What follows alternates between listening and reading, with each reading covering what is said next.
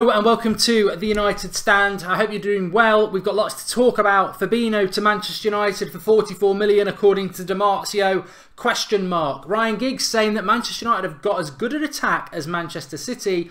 Paul Pogba, fake news, and Alexis Sanchez going to prison, as well as Evra back in the Premier League. So lots and lots to talk about. Who thought a week without a midweek game would be dull? Not on the United Stand.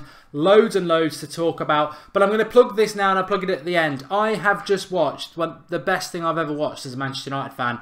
If you've not seen the video that got loaded up today from Munich yesterday, the interview with a guy who must be, I wouldn't even like to speculate his age, but he was watching United in 56, obviously remembers 58, and some of the knowledge and the story and everything like that. Look, I very rarely say this, there's a lot of good content out there, but that video for me is the best thing I've seen in years in relation to Manchester United. It's absolutely brilliant. So make sure you watch it. There's an eye in the top corner. Go and watch it, or there's a link in the video description. Make sure you watch it. If you support Manchester United, I'm telling you now, that is unmissable and you will not regret it. It's 5 minutes that will change your perspective as a Manchester United fan. Absolutely brilliant. And well worth for Flex and Jordan to go out to Munich to do the video. And thanks to all of you lot for making it possible. And thanks to them, it was really great. But Manchester United have now, Fabinho, this is a really weird one. Let me just say about Fabinho. Look, I like Fabinho. I would love him to come to Manchester United. I think he's 23 now. Can play right back, centre defensive midfielder, 6'2", quick around the ground, good on the ball. I wanted Fabinho over over Matic passionately last summer, from all the way through. Probably from about this time I was on about Fabinho, I want Fabinho, I want Fabinho. We got Matic and I threw my toys out the pram and I did a couple of videos saying he's too slow, he's not good enough, and I did have to take a bit of an L in August and say, look, you know, he's been a really good signing. It's not the Matic of the season I saw at Chelsea, but Mourinho's got him back playing well. I think for 3 months Matic has been pretty average, but I wanted Fabinho in the summer over Matic. I still want Fabinho at Manchester United. I think he'd be brilliant for us.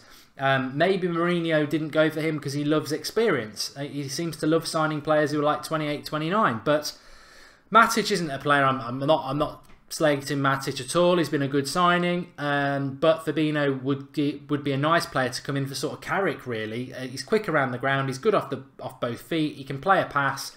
And he can play in a number of positions. It'd be a fantastic signing. So why are we linked to Fabinho again? Because basically, I've seen it in the Sun and the Metro that DiMarzio has said that Manchester United are close to a £44 million bid deal and expect to have it tied up by the summer. Now, you know, DiMarzio is somebody I've got a lot of time for as a journalist. He's very, very good. You can also follow at David Amoyal, which is David Amoyal, who runs the British DiMarzio site. I messaged him tonight to see if he knew anything about it, and he couldn't give me any clarity at all. Lots and lots of looking around DiMarzio's Twitter account, his website, can't see anything at all.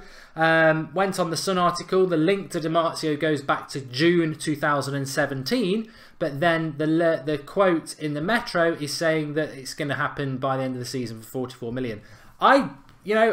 Look, the Metro and the Sun are not particularly great outlets for news, but they've quoted DiMarzio, and I can't find anything about this. So I'm leaning towards there's nothing in it, but it's dangerous of them to start quoting DiMarzio when there's nothing out there, unless he has said something, maybe on Sky Italia or something. I don't know. Maybe you know more than I do, but from all the research, I can't find it. But it's definitely out there in the Metro and the Sun, and it's weird how they've quoted him. I'd love DiMarzio come. I would love Fabinho to come to Manchester United for £44 million in the modern market for his age. He'd be a very good signing. I think he's frustrated. They even quoted that as well, that Fabinho's frustrated that he didn't get the move to United last summer, and that a £44 million deal is going to happen this summer. And quote DiMarzio. It's really, really weird, really weird. But I'm going to be interacting with you tonight because I want to, and you're brilliant on the live comments. So let's see what people have got to say about that. Tyrone Williams says Fabinho is quality and we can use him in midfield and at right back. Nigel Jones says in this market 44 million doesn't seem real. And Matic average mark, says James Henry Sutcliffe. I think he's been average for 3 months, James. I think he started off really, really well. Maybe he's carrying an injury, maybe he's tired, although he has had breaks, but he just seems to have gone very, very average. And I don't know why that is. I don't know whether it's fatigue, tiredness, the players around him. But I am expecting him to hit that form he had at the start of the season again soon, but he's not. For me, he is playing quite average at the moment. He can play a lot better. And I'm not saying sell Matic. I wanted Fabinho over Matic in the summer. We got Matic. I've backed Matic since, and I've said that actually he's been a good signing. But we know Carrick's going to go. We hope Fellaini's going to go. So Fabinho coming in, for me, would be the perfect replacement for Michael Carrick. Because Michael Carrick's obviously more defensive, and we need a more attacking one. But we need, obviously, I think we need a more defensive one as well. Wycliffe Sande says Fabinho can be great to work with Pogba and Alexi. Yeah, we need to buy a couple of midfielders this year, and I think that's where Mourinho is going to focus. Brevy Boy says apparently Matic is still carrying an injury. That would explain a lot for me. United fan says Fabinho would be a bargain. Fabinho would be great. Don't think 44 million is going to be enough, says Shelley D'Souza. I think it probably will be, Shelley, because this is Monaco and they got Bernardo Silva, who was fantastic this time last season, and they got him for like 44 million as well. So you can get a decent deal out of Monaco. So I think we could. We should go for Tony Cruz, says Messe Sata. Yeah, we'll get we'll bring Asensio as well, and maybe get Ramos, and yeah, we won't be getting Cruz, not unless he wants to go. Let's double up and go for Lamar and Fabinho, says Brian Price. There's some quality players around this summer. There definitely is. I am going to be talking about, Abdul says the versatility of him being a midfielder and a fullback would be invaluable, especially with Valencia getting older. Hopefully Fosu Mensah comes back, and then you've got Fabinho who can play that role as well. I'd agree with that. But let's move on to this. Alexis Sanchez gets 16-month prison sentence. Oh, my God. This is just... somebody at work, because they know what to do. They said, Mark, have you seen this? Have you seen this? And I was like, well, that's clearly not true. But don't let the truth get in the way of a news outlet headline. Alexis Sanchez gets 16-month prison sentence. Yeah, okay. So what this is to do with is when he played for Barcelona in Spain and undue tax paid, which he's now paid, but he gets a 16-month prison sentence.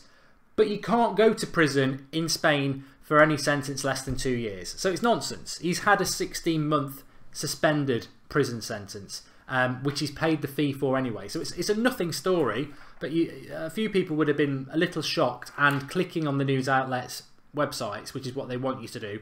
But you don't get... Messi had the same. You don't go to prison for anything less than 2 years in Spain. So that's that. It really is that is that.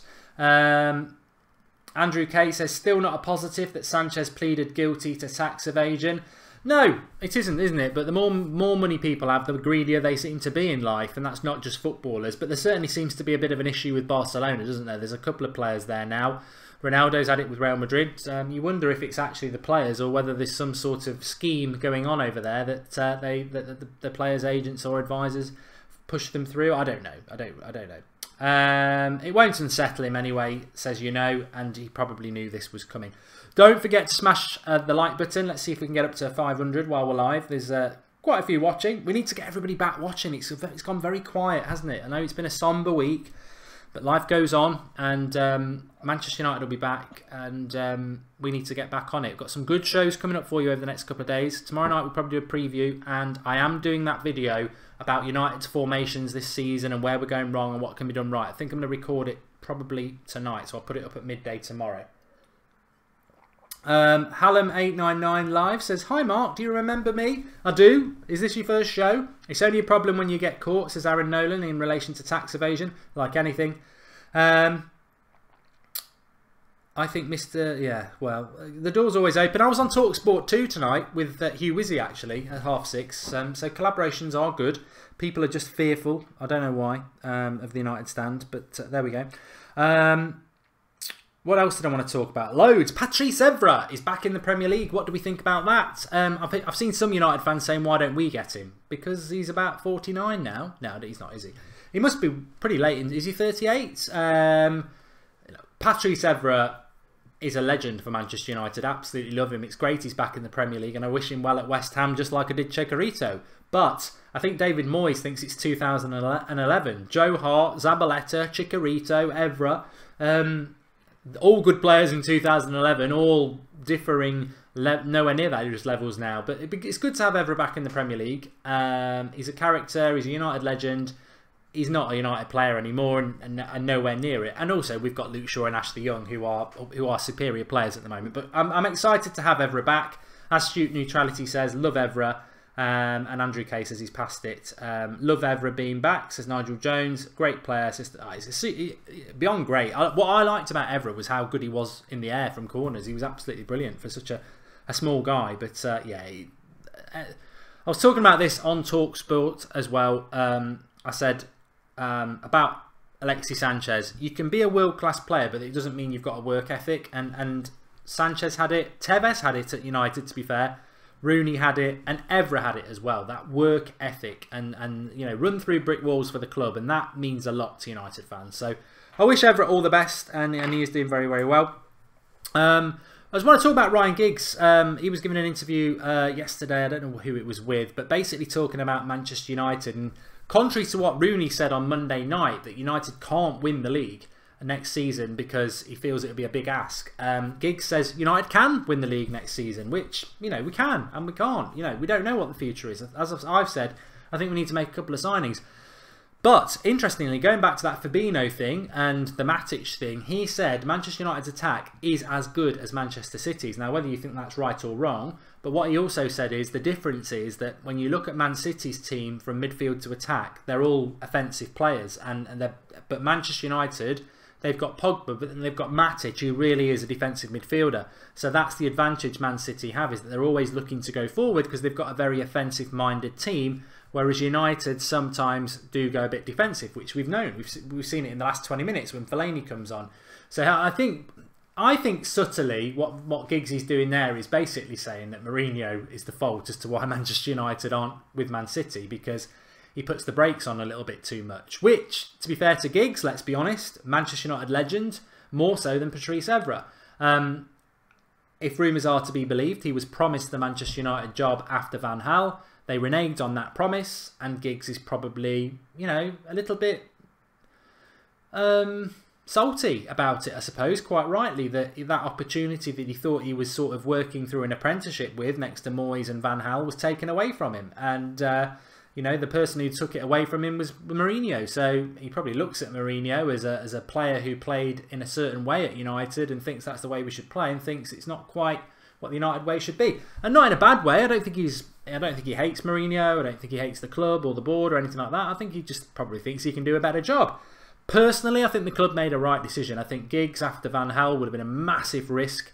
Class of 92. Mourinho came in that summer. He bought Pogba, Zlatan, Mkhitaryan. I don't think Giggs could have pulled those sort of deals off with an inexperienced Ed Woodward. So Mourinho was the right one for the job. But Giggs isn't the Wales manager now. He's got to go and prove himself there, and maybe in the future he can. I mean, I don't want the class of 92 as Manchester United managers, because I want success. It's been 5 years now. It's going to be 6 years without the Premier League. And I think the class of 92, if it went wrong, it would be worse than Moyes, because it would be it would destroy that sort of legacy and legend of the class of 92. I'd love it to work. It'd be the ideal. Club legends as players coming back and being legends as managers. What a fairy tale. But I don't think it's one that we can risk at the moment. That's why Mourinho is the right man, because his pedigree is that he wins titles. And I just feel that United need to chalk one off before we go experimenting again. After Mourinho, if we win a couple of Premier League titles in the next 5 years and the Mourinho goes, I'd think, yeah, let's go with the class of 92, because the clock's reset and it'll only be 1 year since we won the Premier League, so we've got a little bit of experimental time, but not now. We don't want 5 years to become 10 years to become 15 years, and so Mourinho is definitely the right man as far as I'm concerned. Sherans says class of 92 should not be anywhere near the manager's desk. Carrick can be a manager someday, says Nigel Jones. You know what? I think he's spot on. When Wayne Rooney talks about being manager, with all due respect to Wayne, he doesn't come across as the most intellectual of guys in relation to football analysis. But Carrick, well, Carrick, you can tell Carrick's a very intelligent guy from the way he plays football. I think Scholes is probably the sort of same player as well, and your Pirlos, people who read the game and understand the game. Rooney is a world-class footballer, but he doesn't spend a lot of time analysing the game in what he does. He's a rough and ready, fast, tenacious player. I think Carrick is an intelligent footballer and clearly an intelligent individual, and I think as a manager, that would be the perfect mix. And I hope he does stay at United, because his experience is amazing. So yeah, let's see what happens with Giggsy. But talking about Michael Carrick, sat next to Sir Bobby yesterday at the Memorial at Old Trafford. What a day it was. And you know, you look at Carrick and he's the perfect person to sit next to Sir Bobby Charlton, isn't he? Intelligent guy, knows what United's all about. But we got another load of nonsense. Now, I only saw it off a particular Arsenal Twitter account who nicks everybody's tweets and gets thousands of retweets. And basically, there was a picture of Paul Pogba outside Old Trafford immediately after the memorial service at Old Trafford, dabbing. And the tweet went something along the lines of, minutes after the memorial for the Busby Babes, this idiot is dabbing. And it got loads and loads of retweets. The reality is, there's a young lad in the wheelchair, which many people may have seen before. I'm not going to say his name, even though we follow him and he follows us on Twitter, but you know, that's not my place to say it. But he's had pictures in the past with Juan Mata, and effectively he was being wheeled towards Mata and Pogba, and Pogba just did a little dab at him for about half a second, and then had his picture taken and everything like that. So it just shows you how things can be flipped negatively, and you know, that negative opinion, thankfully, by a lot of United fans, and the kid himself who had the video of it, sort of killed it and nipped it in the bud. But it just shows you how things can be flipped around negatively, and it's always around Manchester United and this agenda press, isn't it? I mean, fairness, I haven't seen it in any press articles. It was just something that was flying around on Twitter today. Shocking press nowadays, says Snaps. Well, how many articles have we spoken about on this show today that, you know, the Dimarzio quote, is that genuine? Prison sentence for Alexis Sanchez. That's the headline when it's not even true. The Pogba thing. It just all gets twisted. Talking of which, Jesse Lingard yesterday at about 7 minutes past 3 replied to a tweet talking about, somebody said, are you playing FIFA? And his tweet read, you can't deal with us. So it reads as if it's from Jesse Lingard. That got a lot of stick because it was immediately, I mean, it was more or less the same time as the memorial, because obviously 4 minutes past 3 was the time that the plane crash happened. Within a couple of minutes of that, there's a tweet from Lingard off his Twitter account saying, talking about FIFA. Now, Lingard apologised and said it wasn't him, it was somebody from his media team, and it was ill-advised. There are no pictures of Lesser Jesse Lingard on his phone, and there is no reason to not believe what Jesse Lingard is saying. And therefore the negative press around him and everything is very, very unfair. However, so it needs to be parked, give the lad a break. I think the sad thing for me, and the very naive thing for me, is that I am aware that footballers have people who manage their Twitter account, but I'd never really put two and two together in relation to Manchester United players. I suppose when it's your own club, you naively, and maybe I'm the only naive one here, I thought that when Jesse Lingard, like that tweet, was basically, you can't deal with me, that's Lingard's Twitter account talking as if it's him, but it's not him. So how many other footballers are doing that? I mean, it's one thing putting a picture up of yourself, whatever, but actually tweeting as if you are that player is just fake, and it's ruined it for me. Actually, I think there's a lot of United players that I follow on Twitter, and now I just feel a bit mugged off that when they're tweeting out like great result today, this, that and the other, as if it's them, it's not them. And I've unfollowed a lot because I just think, well, what's the bloody point? If that's just some media guy being paid 20 grand a year, and some 21-year-old media student who's come out of university and he's getting paid 20 grand a year or whatever just to do tweets for Jesse Lingard, then I'm not what's that to me? If it's not actually Lingard tweeting, what does that mean to me? And I just feel that's just the modern football age, isn't it? I mean, a lot of people have given him stick saying Jesse Lingard's got a media team. Well, he is pretty high profile now. But I just think as fans, they open up this door to us to be sort of like connect with us and interactive. And then it's and actually, I wish you just hadn't bothered, because you're actually defrauding us in a way. You're cheating us. You're pretending that you're doing that to get a load of followers, but it's not even you tweeting. So a few people have said to me today, I can't believe how naive you are. They all do it. But I was a bit disappointed by that, to be honest.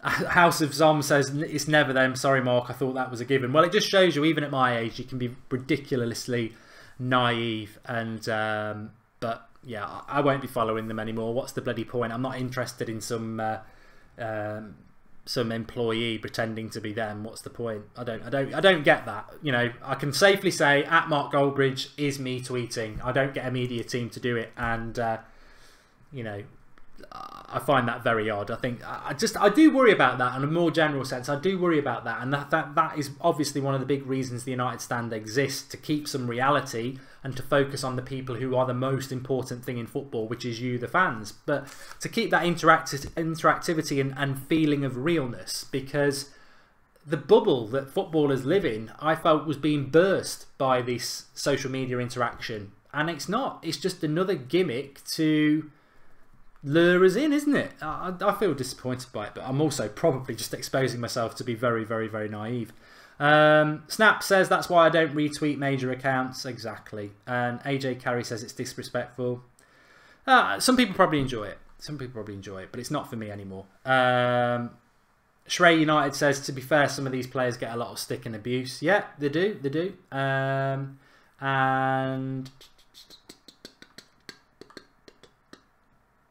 Donald Bingham says Jose will fail at United. 2 years, no style. Donald Brigham and Tyrone Williams agree with him. So they're saying that Jose Mourinho will fail in the next 2 years at Manchester United. I don't think he will. But it's a good point. And I'm going to take some of your questions now, because obviously that's an interesting one from Phil Foster. I'll come back to that in a moment. But Susan McKerney, you're in my club of being naive too. At least we're being honest, Susan. But I think Mourinho at Manchester United, I've said, he's the right man and I really like him, and he's the best person out there based on his pedigree to win us a title. It might not be pretty, but we need to win a title. He's always won the title in the first 2 years, every club he's been at. That's probably not going to happen this year. And I suppose it is on a bit of a knife edge, because as Rooney said, Man City are going to be very, very hard to beat next year, and if Pep stays the year after, they're going to be very hard to beat that year as well. And that makes it a hard job for Mourinho, despite the absolutely factual progression that we are definitely making at Manchester United under him. I've said at times it's been progression that's been 2 steps forward, 1 step back, which is still progression. And let's not forget, he took over a bloody mess. Moyes was a mistake, and Van Gaal bought badly, and we are still paying the price for that. So Mourinho started from a real mess. Won us 2 trophies last year, and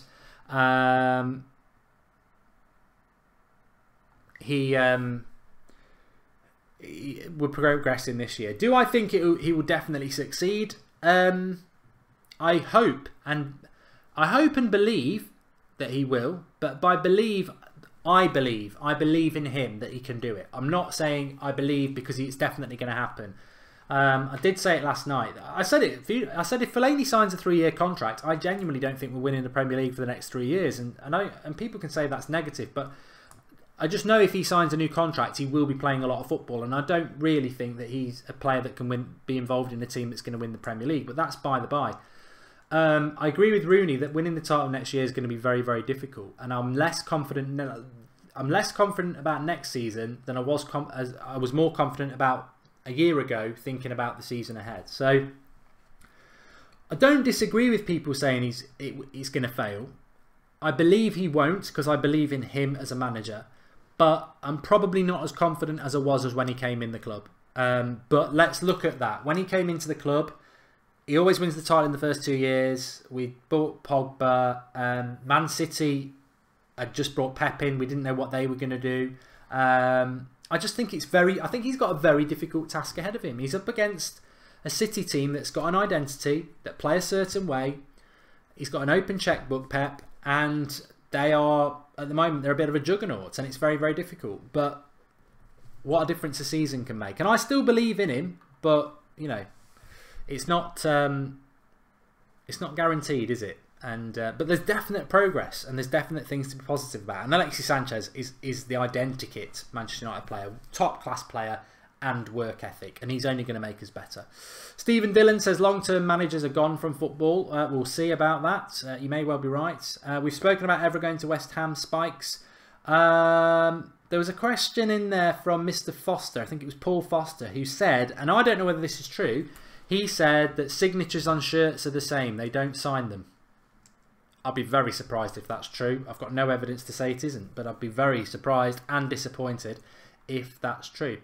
Pitek says, no, it's difficult to win the title. You need perfect market in the summer and buy cleverly. We need attacking midfielder and defensive midfielder too, but we have got Sanchez. You can do super chats, as Snap says, if you want. And I think we need a win. I think we will win a title with Jose, says Shoot Neutrality. Keegan says, Mark, Conte has so far won the battle with Mourinho.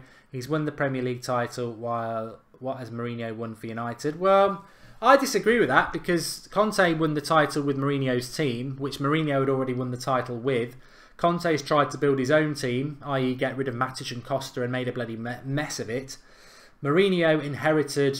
Well, Conte inherited a Premier League winning team, and then they won the Premier League. Mourinho inherited a crap team from Van Gaal and won the Europa League and won a League Cup. So I don't think Conte's got one up on Mourinho at all. I think Conte benefited from the work Mourinho did, and then Conte's trying to do his own thing now, and it's failing, whereas United are gradually progressing, and United are a better team and in a better place than Chelsea at the moment. Will Manchester United win in the Champions League? I can't understand that comment, to be honest, Hallam. We need Rakitic more than Fabinho. Fabinho is less creative. Rakitic is better with the ball and more positive, says Crazy and Lazy. And Sir Alex would never have signed Lukaku. He wouldn't have fit into the old style Manchester United way of playing, says Tyrone Williams. I don't think Sir Alex would have signed a few of Mourinho's signings, to be honest. I don't think he would have signed... I think he would have signed Sanchez, as we saw with Van Persie, very similar signing, and the similar age. I don't think he would have signed Matic. I think he would have signed Fabinho, because Sir Alex would have gone with youth and development, and Fabinho is younger. So I don't think he would have signed Matic. Mkhitaryan, I don't think he would have gone for Mkhitaryan because of what happened with Kagawa. Bailly, I think he's a player that Sir Alex Ferguson would definitely like, but the way Sir Alex Ferguson's scouting network works, I don't know whether he would have known, well, he probably would have known about him, but I don't know whether Bailly would have been the sort of signing he would have made. Pogba he definitely wouldn't have signed, obviously, because he lost him. So it swings and roundabouts, isn't it? But, you know, Mourinho's a different manager. I don't think Sir Alex Ferguson would have signed Lukaku, to be honest. I think he would have been more likely to go for an Aubameyang because he fits in with United's style under Sir Alex more. But Mourinho's a different manager. He's got to be given his time to do it. Fortune says he's a big fan and would like to meet me one day. I'm sure that can be arranged. Sir Alex would not have re-signed Pogba. Shoot neutrality, you're right. Andrew Salvik has made a contribution. He says, is Savic and Fabinho in the summer enough? I think it could be. I think it could. I mean, I do want a number 10. If it could be Savic, Fabinho and Dybala, I'd be absolutely ecstatic. But that would probably set us back about 300 million. And I don't think we're going to spend any more than about 150 million. And that would be Fabinho and Milankovic Savic. Which, with Fabinho coming back, Twansibi coming back, Pereira coming back, Chong, Gomez a little bit older, I think that might be enough. I'd still be concerned about the number 10 position, but with Milankovic, Savic, Fabinho, Pogba, Matic, I think you could play a three-man midfield and not have a number 10 and let Pogba roam forward a little bit more. So, yeah, it could be good. It could be good. Okay, can we... I'm speaking to... Can we do this? Can we do that? Please do drop a like on the video and let's take a couple of more questions. Can we do a fan meetup outside Old Trafford, says Dekavas Musa. And Cal Davis says, Mark, remember the Fabinho is quality and Matic is crap comments? Now we could have them both. I think it was Fortune who used to do those comments. And Mourinho has definitely broken Conte, says Biosphere. Thanks for the contribution. Salford Reds, MUFC. We don't need a number 10. It's a crap system to play. 4-3-3 is the future. Well, Salford Reds, MUFC is in the house. And I'm going to say this. I was going to do it tonight, but there was so much to talk about tonight that I'm going to put it up at around midday tomorrow. It's basically going to be probably about 10 minutes long. I'm going to record it tonight, and it's going to be about all the formations we've played this season, how those formations have helped and hindered us, and what we can look at doing next season and for the rest of the season. So I think you're going to enjoy it because I know you love all the tactics stuff. So keep your eye out for that at midday tomorrow. Right, I'm going to end earlier tonight by 10 minutes because I'm just gonna absolutely say this again, like I said at the start. There's an eye in the top corner. You can click that, or you can go through the link in the video description. Now, we've put a lot of content up over the last few days from Munich, poems, interviewing the day before. But we couldn't get this up till 2 o'clock today because the guys were flying back from Munich. Then there was a bit of trouble with the editing. Watch it. It's one fan who is an old lad, and he was watching United in '56. He knows it like the back of his hand. And the story he tells at Munich on that video, you will thank Jordan, Flex, and the United stand for doing that video, because it will change your perspective on Manchester United forever. It's probably the best 10 minutes I've watched about Manchester United in many years. It is absolutely fantastic. And I don't normally, I can say go and watch this, it's a good video, but I've watched it twice and it's one of the best. We'll never do a better fan cam than what we've done on that video, because it's an old boy who was there, who knows what happened, but more importantly, he's there at Munich talking about the tragedy. But actually, most of what he talks about is what the most important thing is. He's talking about the Busby babes between 56 and 58, and what Sir Matt Busby did, and why they were so loved, and why the tragedy rocked the nation. I'm ending 10 minutes purposely early so you can go and watch that. The link is in the video description. Get over there, watch it, share it, spread the word about it, but watch it, leave a comment on it, because it is absolutely amazing. Absolutely amazing. And not in a sad way, it's just absolutely brilliant. And if you are a Manchester United fan, you are depriving yourself of 10 minutes of apps that will change your perspective on this club, and you will understand for the rest of your life what this club's all about, and why that was such a big thing for us yesterday and every single year. It is an absolutely brilliant, brilliant interview, interspersed with other bits, but brilliant, absolutely superb. It's the best person we've ever interviewed on this channel. So give it a watch. Thanks, everybody. Remember, tomorrow at midday, I'll be back with the Tactics show. I think you're going to enjoy that as well. And then tomorrow night, we're back at 8 o'clock. And then we're building towards the Newcastle game. So we've got some football coming up as well. So lots going on. Get back watching the channel, live every night at 8 o'clock.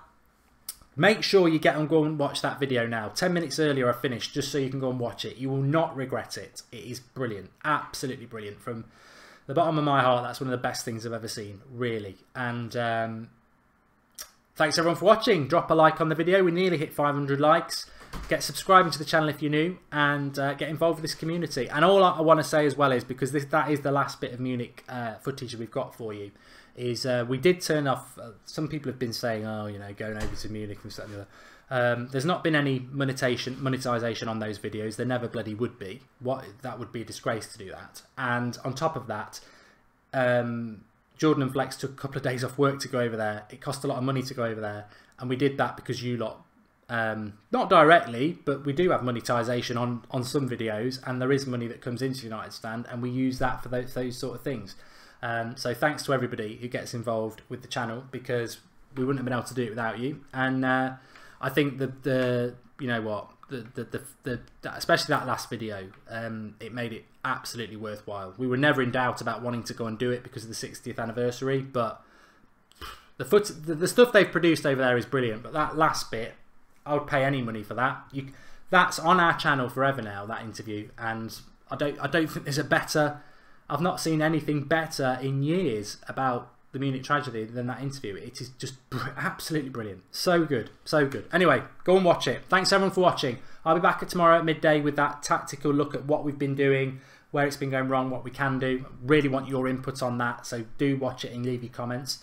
And I'll see you live again tomorrow night at 8 o'clock. Thanks for watching.